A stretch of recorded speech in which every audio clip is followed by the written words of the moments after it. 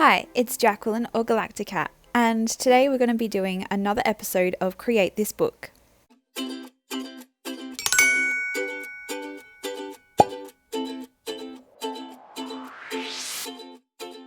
We're starting off on this page. Doing the prompt, add a personal touch to this page, doodles, a decorative border, etc. I actually really struggled with an idea. There's no prompt and it's just a blank canvas, and I thought, where do I even start? And I kept having that thought over and over in my head, so I figured, why not just draw a start line? So I drew this little flag banner thing, and then I thought I'd add a little person in a running stance because I know this book is going to be a marathon. I gave her little pigtails and a cute little fringe, and I tried to give her like this determined face, this expression on her face, and I don't know if I pulled it off. I think I just draw too small to actually see any features on a little illustration's face like this. Anyway, then I went and added some butterflies, a little turtle. I added my little whiskers and ears on her face so I could add in my rule on this page. I added some bees, and then finally I added some little flowers. I just wanted some little doodles to fill up the space with, so I thought I'd put in some cute little things that I like. Then I outlined everything with my Sharpie pen, and I colour everything in with my Prismacolor pencils. I'm always somewhat surprised at how long it takes to colour in with these pencils, because you have to blend everything out, and I'm a watercolour artist, so I'm not really used to that. Usually I'd sit down with my watercolours and be done with something within an hour, but when I sit down with the Prismacolor pencils, it takes me like 3 hours. I spent about 3 hours doing this Create This Book episode. In saying that though, you don't really realise how much time has passed until you've finished and you think, oh my gosh, I've been doing this forever. Your mind just gets lost in what you're doing, and I find that so freeing, I guess. And I definitely recommend this book to someone who wants that creative outlet, or who maybe has an art block and needs some prompts just to free their mind. I think the hardest part is coming up with an idea for each prompt, but once I do, I find that I just flow and I go with whatever comes to my mind. I don't always love the outcome, but I know that it's not about skill and it's not about what I can and can't do. It's just about getting that creativity going. So yeah, the artwork that I do in this book isn't going to be my best. As I said, I do watercolor pet portraits. This isn't my usual artwork, but that's the whole point of my whole YouTube journey. The fact that I want to try new things and do something different, but you guys can come on the journey with me. You'll probably watch me fail at a few different things, but you'll also see me progress, and I think it's pretty awesome to be able to share it.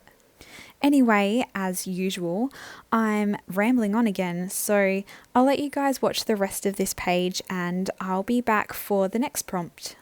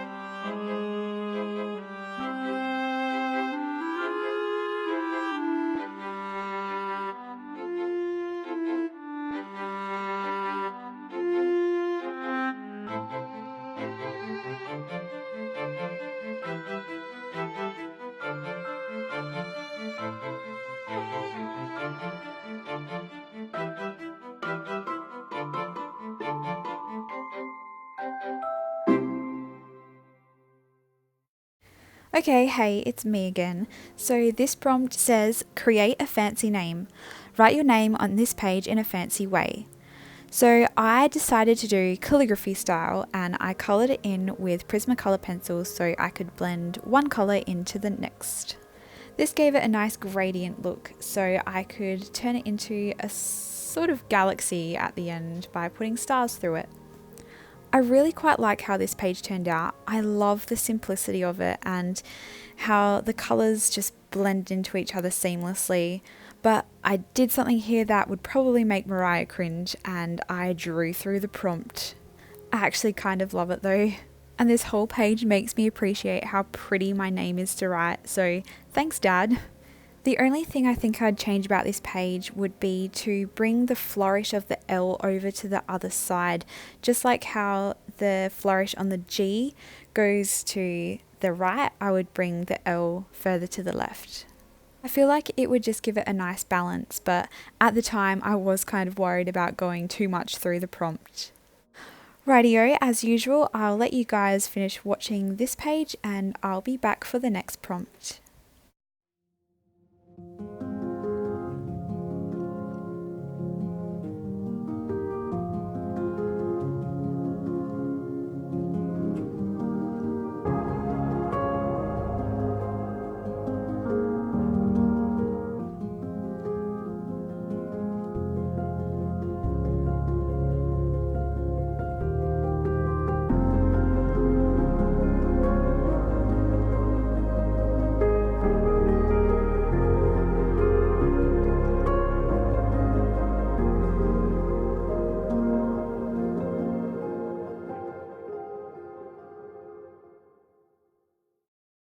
Okay, I'm back.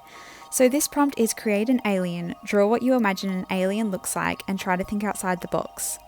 I struggled with this prompt. I was just sitting there thinking, what do I draw?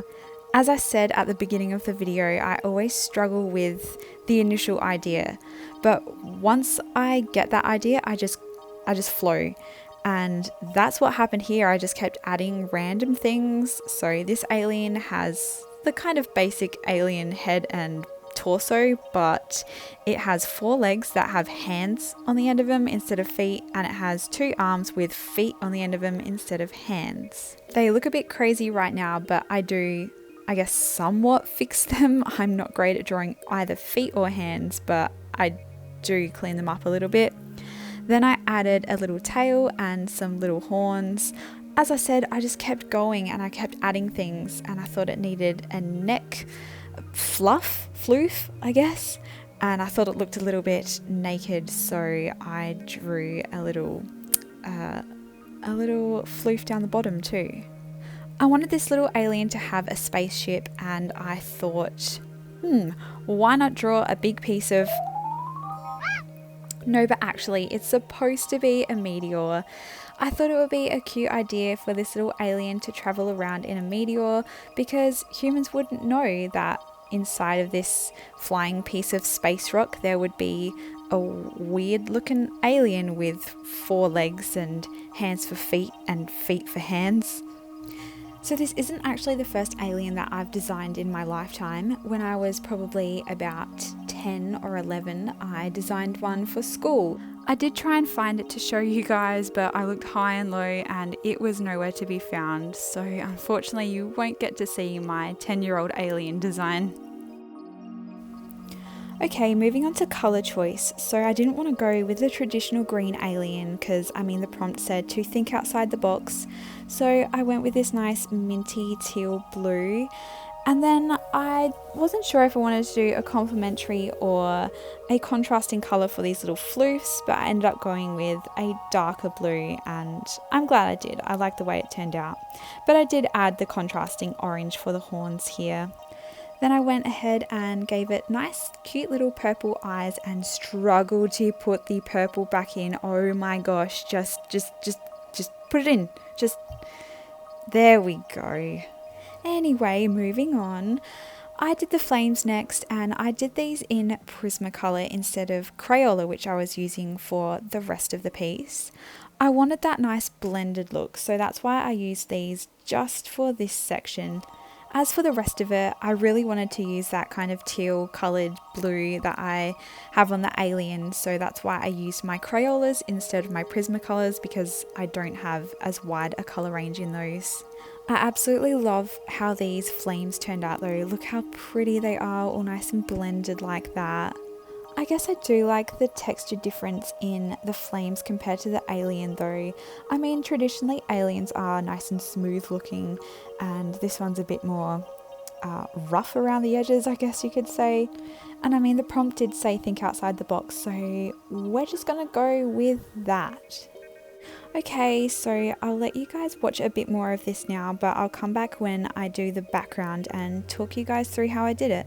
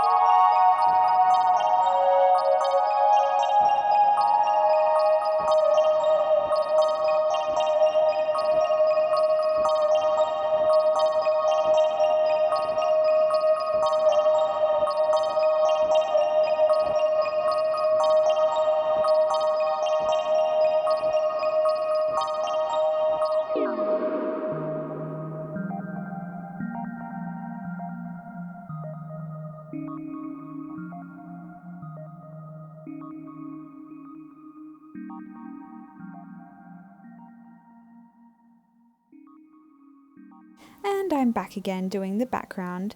So what I'm doing here is getting some chalk pastel and an X-Acto knife and just kind of shaving that off onto the paper and then blending it out with a tissue.